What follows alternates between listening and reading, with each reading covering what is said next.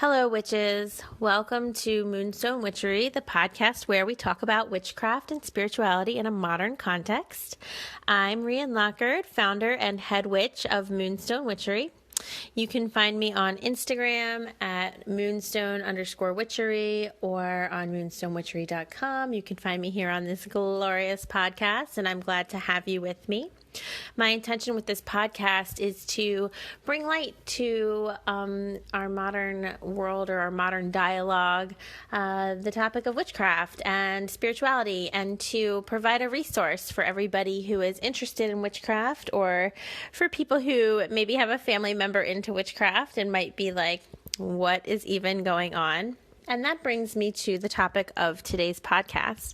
I want today's show to be about common misconceptions about witchcraft, because I feel like there are a lot of common misconceptions about witchcraft.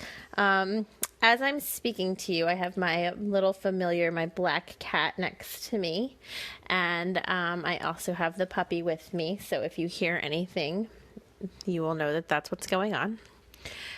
So what are some common misconceptions about witchcraft? Well, buckle up, because there's a lot of them. And if any of you are listening in your car or at home or wherever you may be listening to this podcast and you think of one that I don't cover, please send me a note and let me know, because I will absolutely bring it up in a future podcast. So since witchcraft is growing in popularity, there's a lot that's coming to the stage about it. I teach in person, and I am working on getting this online, so please be patient with me, but this is going to be coming online. But I teach a class called Moonstone Witchery Witchcraft Academy, and it is a course on precisely that. It's a witchcraft course.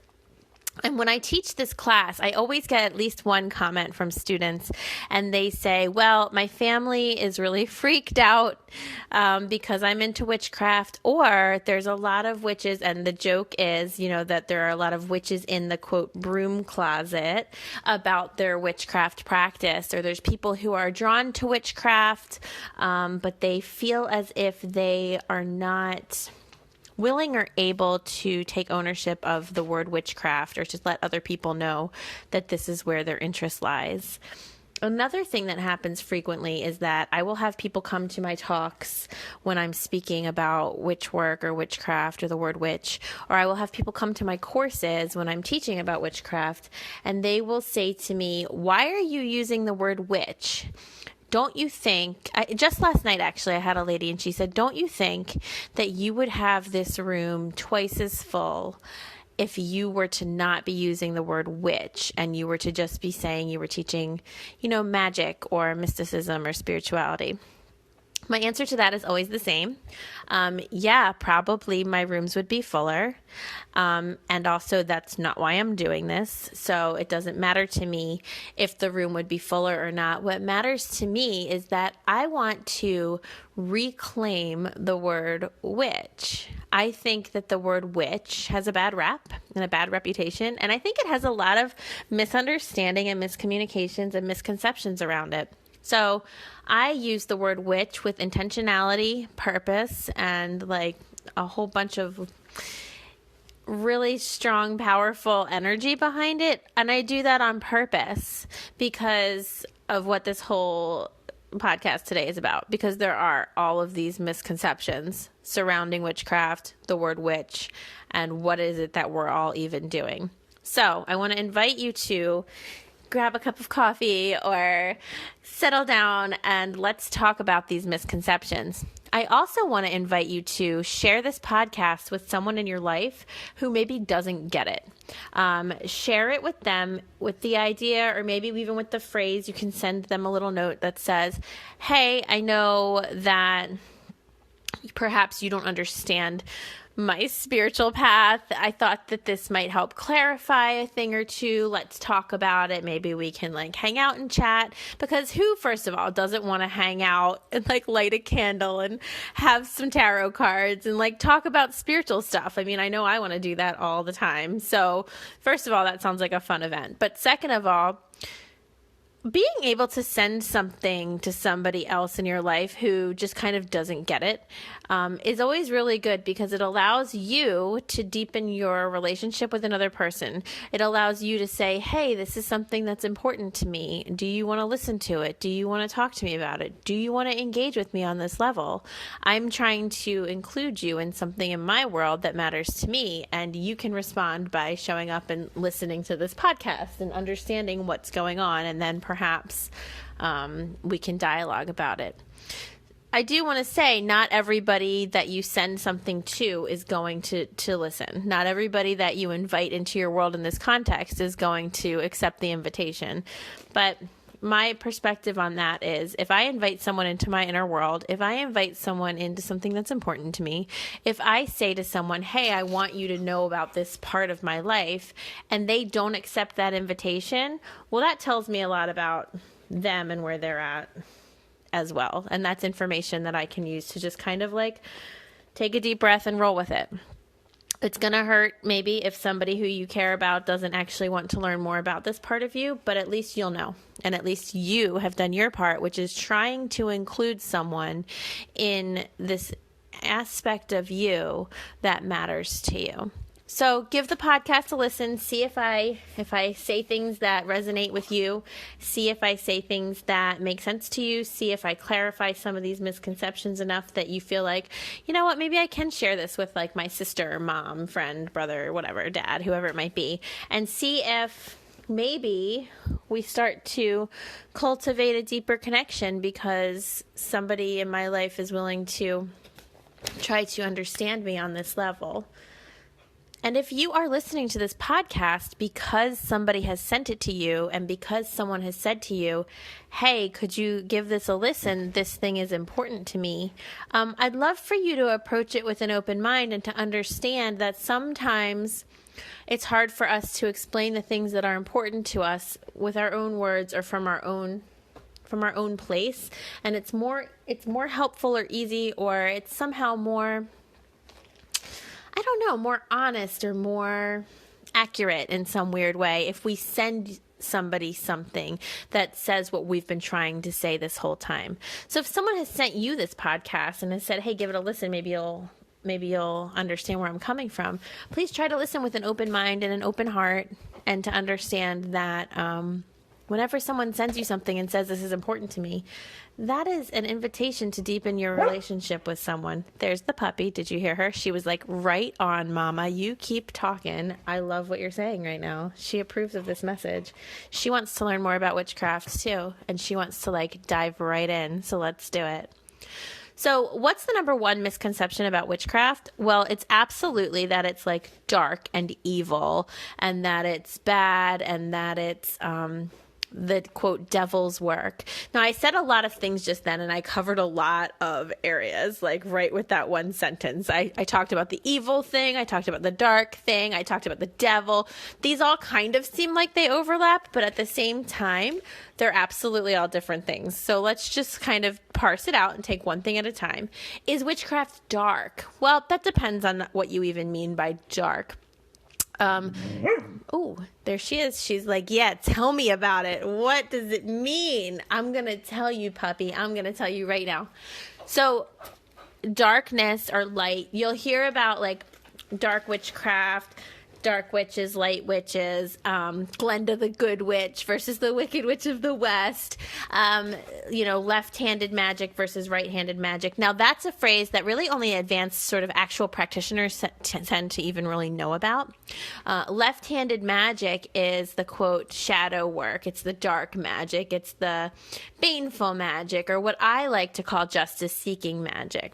Right-handed magic tends to be light work, healing magic, magic that is in the love and light sort of side of things, and it is tending to not be about any kind of revenge or anything like that. Is all witchcraft dark? Absolutely not. Are all people bad or good? So this is what I want to try to say and what I'm trying to clarify. Can witchcraft be dark or negative? Yes, of course.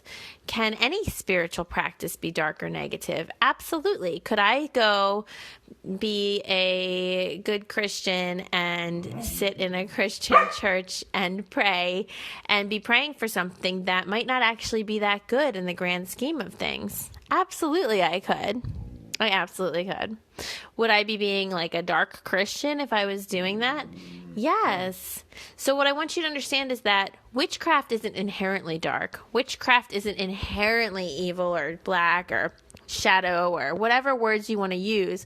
Witchcraft inherently just is a practice. It's a spiritual practice that just is. It's neutral. It doesn't have good or bad connotation innately imbued in it. It doesn't have positive or negative, dark or light, whatever words you want to use innately embedded in there. It has simply just practices.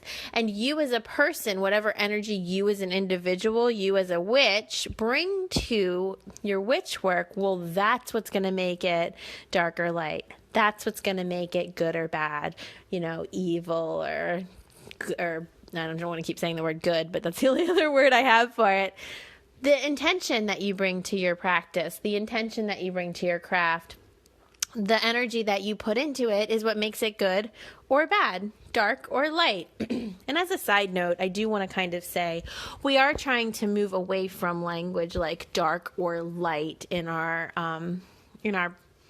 lingo as we discuss things like this, because dark in our culture, things being dark or black inherently have this bad negative connotation, and that's kind of like got some racist roots, and we want to move away from associating bad with dark or bad with black or anything like that, and good with white and good with light, because quite frankly it's all neutral. There is no moral value assigned to colors or anything like that. It's just what our culture has done, and our culture is trying to evolve and become better. But in any event, left-handed magic, right-handed magic, shadow magic, light magic, whatever you want to call it, there's no innate qualities of evil that belongs to witchcraft. So why then do people automatically associate witches with being workers in the darkness or doing bad work or doing evil work? And I know I'm supposed to get to is the devil involved and stuff like that. I will touch on that in a minute, but I want to talk about this really quick. Why do people automatically go to that place? Well, there's a lot of reasons, and to give a historical context, a lot of it is simply because, there's so many reasons even historically, but a lot of it is simply because of number one, misogyny, which is the idea that women are somehow lesser than, or women are somehow not okay, or women are somehow wrong, or things that are feminine or women-based are not as good as other things. So that's the definition of misogyny, a bias against women in a negative context. That's actually what I would say the definition of misogyny is. Aside from that, though, the basis of witchcraft being associated with evil or negativity is based in misogyny, because, quite honestly, the women who were accused of being witches over the history of humanity were quite often the healers, the midwives, the women who were nursing or giving relief to villagers or their neighbors or their friends and family in these tough times that they were facing. And historically, what would happen was a woman who was skilled with herbology, plant medicine, who was skilled with healing, tending to wounds, perhaps even some kind of surgical skills, a midwife who was really excellent with birthing children or supporting women in their times of need, or healing just the sick or the wounded or whatever, or a woman who was handy in some capacity and perhaps was more handy than a man, or a woman who was able to show up to her life in a way that was helpful, would somehow, the tides would turn on her, or something would shift in the social structure of her village or her town, and suddenly now she would be being called a witch because of the very skills that she had that were helpful previously, well, now they were harmful. And that was often because of a power dynamic that would go awry within the village, or that the village would become sort of conquered by a local organized religion, and the local, priest or clergy member of that organized religion would feel threatened by this woman who had these gifts and skills, and would then dub her a witch, and the tides would turn, the energy would turn against her. Often, these women who were called witches were not even practicing witches. This is the funny thing about it.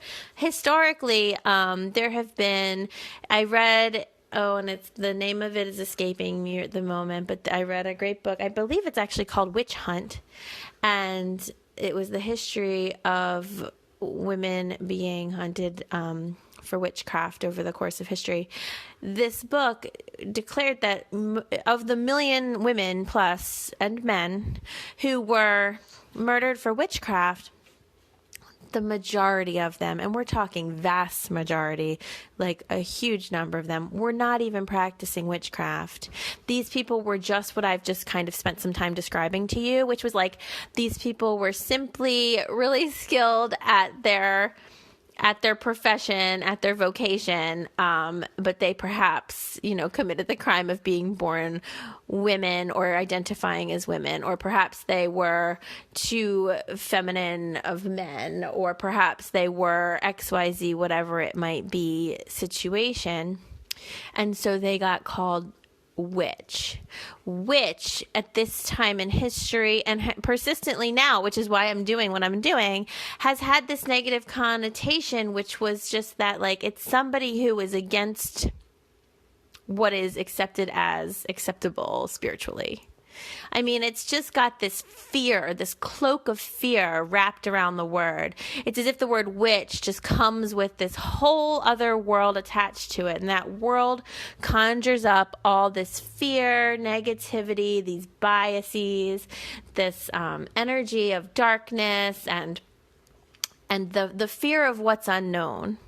And I have to say that the fear of what's unknown is probably the greatest fear there is. I mean, you can think about all the things that you're scared about in life, like spiders or serial killers, or I don't know, anything that you can come up with in your mind, and you can like focus on that thing. But if you think about like the fear of not knowing what's going to happen to you, or the fear of what's unseen, maybe in your closet in the shadows at night, or the fear of the anticipation of something bad, is often worse than the fear of the thing itself. That's because we are afraid of that which we don't understand, because there is this sort of deep-seated thing within us, and maybe it's biological, that says if you don't understand something, anything can happen. You have to be prepared for it. It's extra scary. And so they've attached all this like fear energy to the word witch and to the idea of a woman or of a person, because it's not women specific, and we will talk about that more in a different episode. But they've attached this fear energy to the idea of a witch and a person who can do all these unknown things, and you don't know what they are, but they must be really scary, right? And so I am keeping the word witch, and I'm like diving right into it, and I'm loving the word witch because I want to say it's not unknown. Let me tell you all about witchcraft. It's not scary. It's not innately bad. There's nothing innately wrong.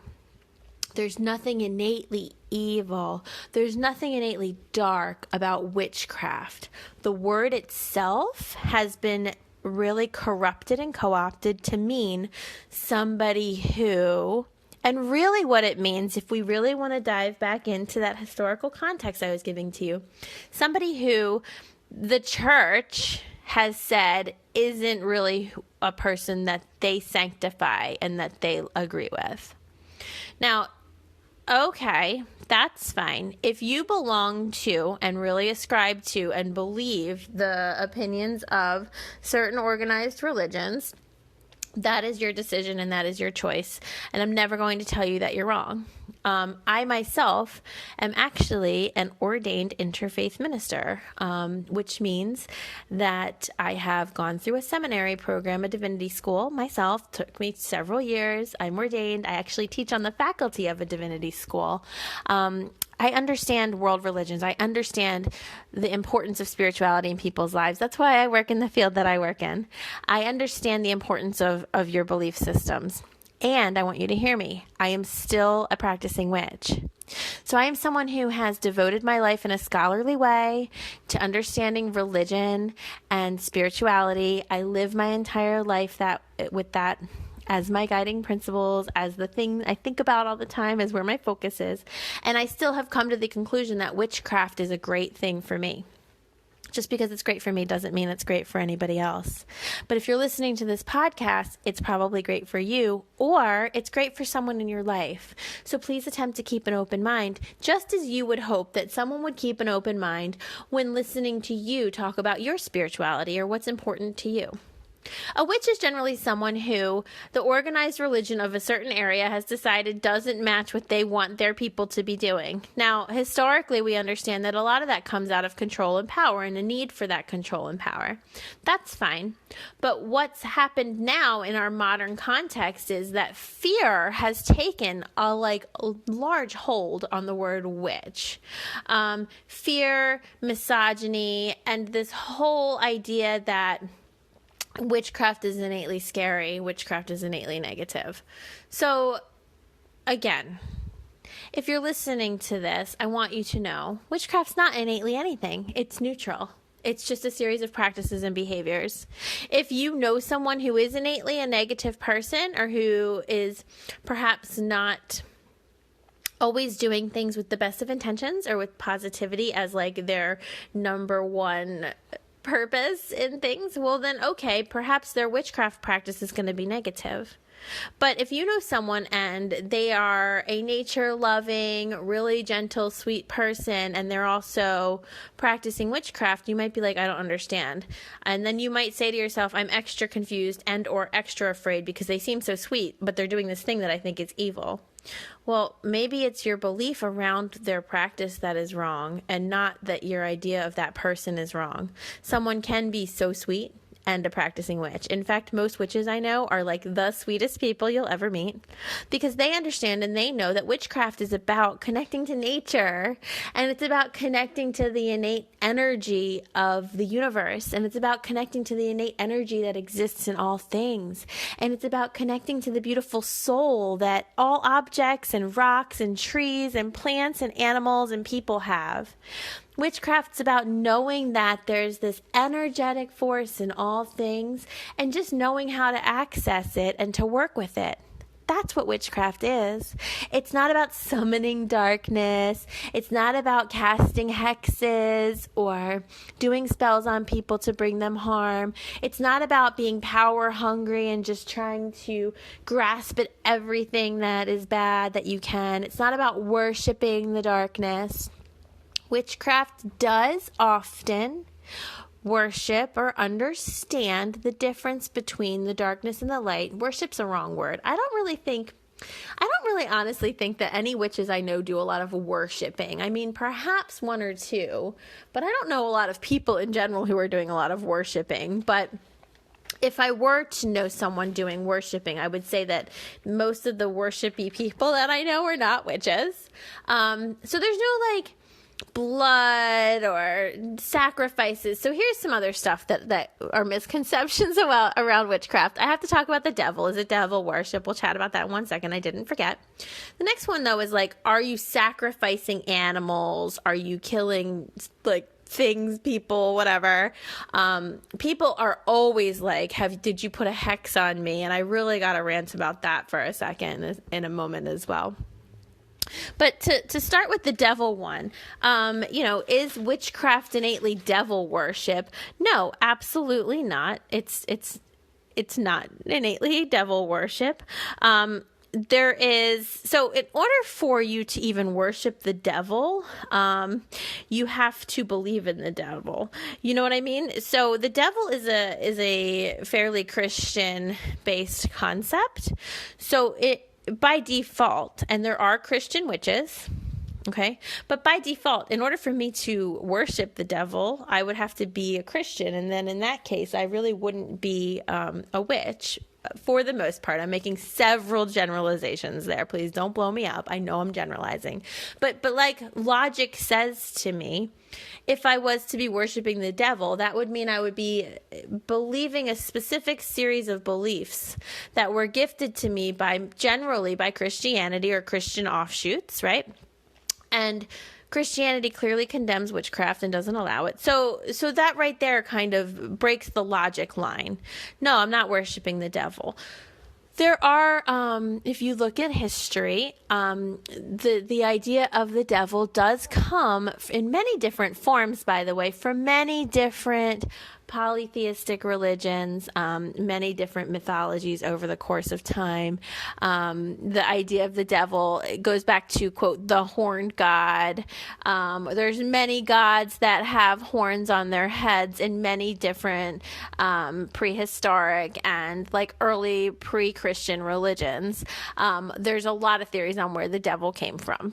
So are some witches worshiping these nature gods that happen to have horns on their head? Yes, some witches are having a practice that involves the horned gods or male gods that wear antlers of some kind or ram's horns or something like that.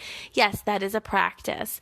Do those deities embody the like evil energy of what we in our secular world know to be the devil? No, they don't. Just because they look like that doesn't mean they are that. Just because they are similar in their external trappings or whatever it might be doesn't mean that they are the energy. See, the energy of what we call, quote, the devil is the energy of all that is evil. And I would actually argue, by the way, that theologically speaking, that's not even what the Christian devil necessarily represents, but that's fine. We don't even have to go there.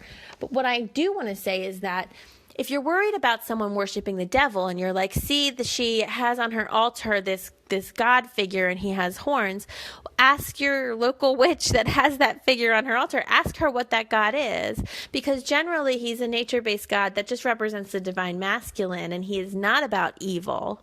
The fear is around someone worshiping evil. I could understand fear around someone worshiping evil. I'm not all about that life either. I wouldn't be into that either.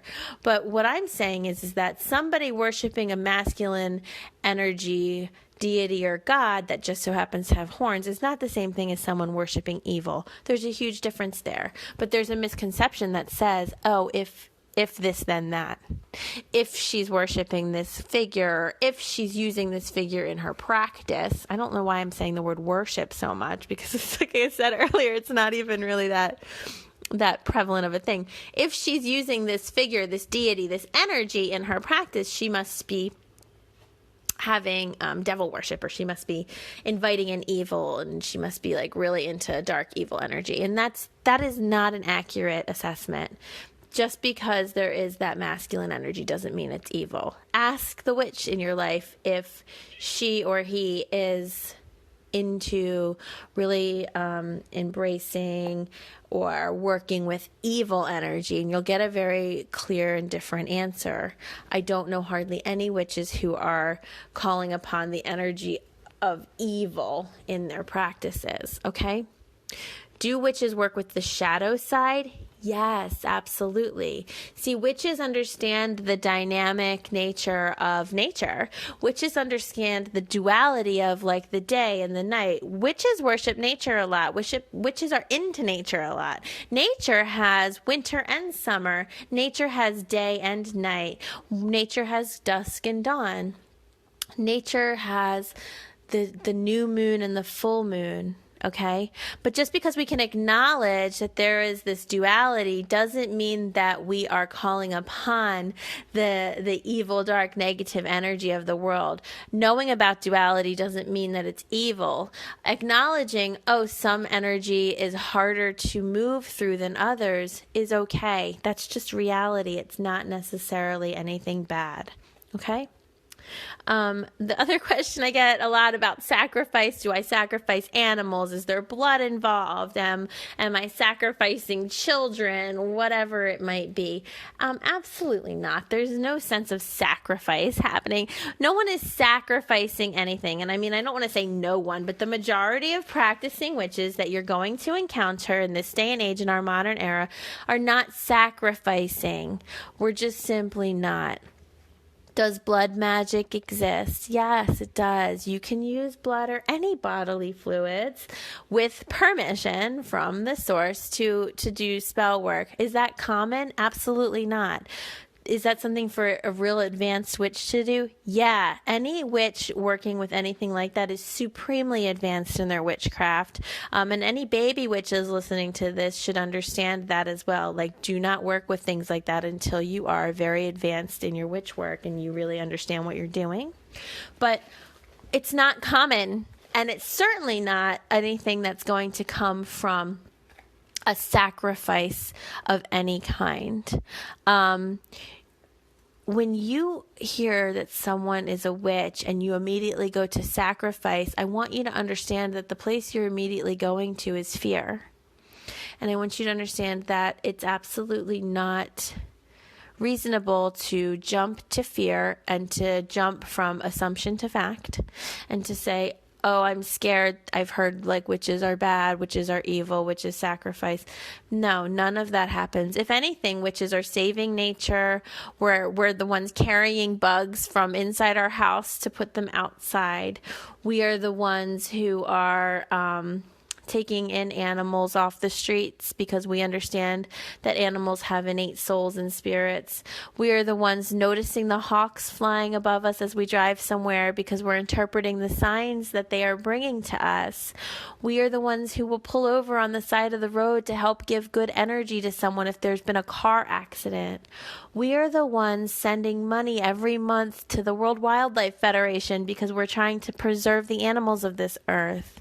We understand, appreciate, value, and absolutely love the life that is all around us. We plant a tree on Arbor Day. We do things like this because we care, because we put so much value in life. There's no sacrificing of life in witchcraft. If you know someone sacrificing something and they're saying it's part of their spiritual beliefs, I would consider like encouraging them to get some mental health help, because I don't know of any spirituality at this point that sanctifies anything like that. I really don't. And it's not a practice of witchcraft. It's a really antiquated and offensive belief, and it's not something that you need to be worried about or something that is commonly happening in any capacity whatsoever. That said, let's move on to the next one. Frequently, and this really annoys me, so please bear with me as I rant or vent or whatever word you want to use.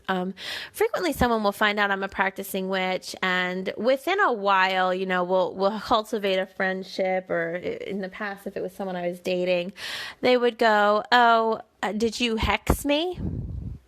Okay. First of all, I'm not going to waste my time and my precious energy putting a hex on you for literally no reason. Okay? So, like, it's almost like, get over yourself. No, I'm not going to hex you. Like, you wish. I almost want to be like, you wish I cared enough about whatever you were doing that I want to hex you, but turns out I don't, right? But not only that, but witches aren't running around hexing everybody. And if you are a baby witch or new to witchcraft and you are like hexing people, you got to like sit down and get with yourself, like have a conversation with yourself and get right with yourself, because hexing people is a big deal. Hexing people is like a huge thing. Hexing people drains your energy dramatically. Okay? Hexing people is like a whole situation. So for someone to casually be like, did you hex me? What did you do? Did you like hex me? No, I didn't hex you, but I'm about to like block you and never talk to you again. It's offensive. It offends me when people ask me if I hexed them, because number one, what does that tell me that you think about me? Do you think I'm just like amoral? Do you think I don't have ethics? And see, that goes back to why I'm making this episode right now, because apparently people aren't understanding that just because I'm a witch doesn't mean that I'm a bad person. Just because because I'm a witch doesn't mean that I'm going to just randomly be unkind to people. In fact, quite frankly, because I'm a witch, it's the opposite. See, a witch really reveres and loves and cares about other people. A witch really loves and cares about the energy of everybody. A witch really loves and cares about the innate, beautiful essence of all that is. A witch isn't going to discard or discredit that beautiful life energy that's within everything, or a witch isn't going to step in and take over like the role of karma, by the way, or of like, I mean, karma is not even the right word for it, but isn't going to step in and be like, oh, I'll show you. A witch is going to sit back and go, can't wait for the universe to teach them their lesson, because I know how that works. Do you understand? I'm not going to just start hexing people because I'm in a bad mood or having a bad day. If I do start doing things like that, I'm going to find that my own world doesn't really work out too well. Not all witches are just running around hexing people for the sake of it. I don't get cut off in traffic and throw a hex on somebody. I'm not going to do it. My life would be chaos if I did that, because the energy space I would have to be in within myself to just start throwing hexes around would be so negative, so chaotic, so unacceptable that my own life would be, unstable, chaotic, and unacceptable. It's just not how it works. But for someone to ask me, did you hex me? It's really offensive. No, I didn't hex you. No, I'm not going to hex you. I'm offended by the question. I'm a good person. Anyone who's a witch is a good person, is sitting right with themselves and knowing themselves at the end of every day that they can lay their head on their pillow, knowing that they contributed in a positive and beautiful, energetic way to the world around them. That is what witches are doing. Witches are generally healers. Witches are almost always empaths. Witches are compassionate. Witches are loving. Witches have a really strong affinity for life and for energy and for magic and for the beautiful spiritual essence that's flowing around in all that is around us. That's what a witch is. And so for you to ask a witch if she's hexed you feels like an accusation, and it makes her feel very much like you don't understand her as a person, because she's a kind and gentle and loving soul, and she knows what a serious thing a hex is.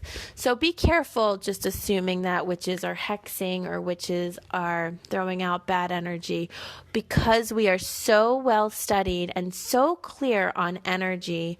We definitely don't. We almost always seek to not contribute to negative energy in any space or any situation or with any people. It's just not our thing. We know what bad energy is like. We're not into it. So we don't like to contribute to it by hexing or even just being in a mood that like we're bringing to a space. We're aware of the energy, trust in that, and we care about it and we want it to be positive.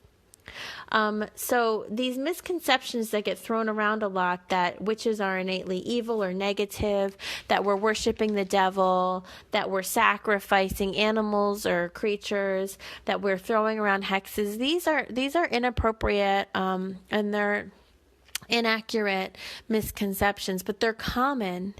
It's common to hear that someone's practicing witchcraft and to become afraid. You've been taught by your upbringing, which has been heavily influenced by organized religion, that witchcraft is dark and dangerous. I want to tell you something, and this is a harsh truth, okay? So take it with a grain of salt and try to just keep it in your mind and mull it over. The reason that witchcraft has been dubbed dangerous and harmful is because the organization that decided it was dangerous and harmful was narrating their own truth. And that truth is that witchcraft is dangerous and harmful when it comes to organized religions like Christianity. The reason that it's dangerous and harmful to Christianity is not because there's anything innately evil about witchcraft. It's because witchcraft reminds people that they are powerful in their own right. And Christianity seeks to dismantle the power within the individual. Christianity says the person who is the most powerful is the priest standing at the front of the church, and only he can talk to God, not you.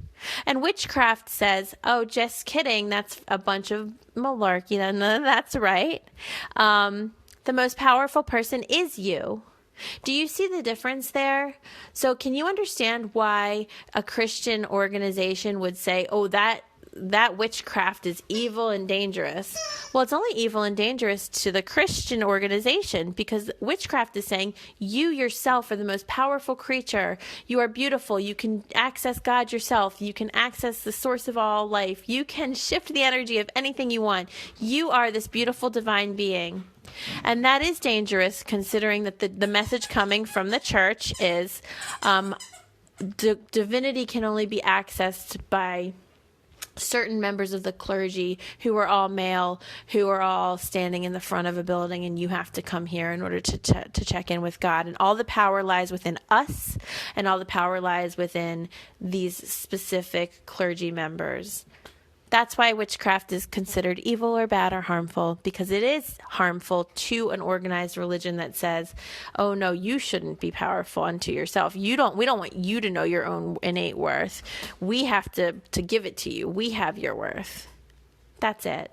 There's nothing inherent to witchcraft that is evil or bad or dangerous or dark or anything like that, wrong in any capacity. And if you have a witch in your life, and if she has been opening up to you and saying to you, I want you to know more about me in this way, I want you to connect to me in this way, she's doing that because she knows that the energy of this new experience that she's entered into is so beautiful, so full of lightness, so full of just effervescent joy, that she wants you to be a part of that with her.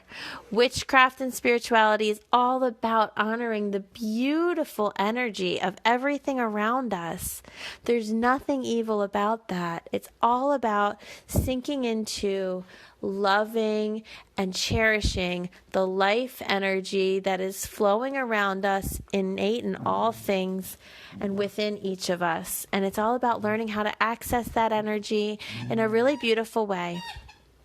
So my dog is here, and she is squeaking at me a lot, and I think she's telling me time's up. And my cat is here, and he is absolutely tolerating everything that's happening, and I don't know how he's doing such a good job, but he really is. He's sitting here on my notebook, and he's very precious.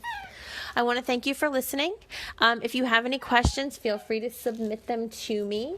You may send me a message through my website at moonstonewitchery.com. You can find me over on Instagram. I'm at moonstone_witchery.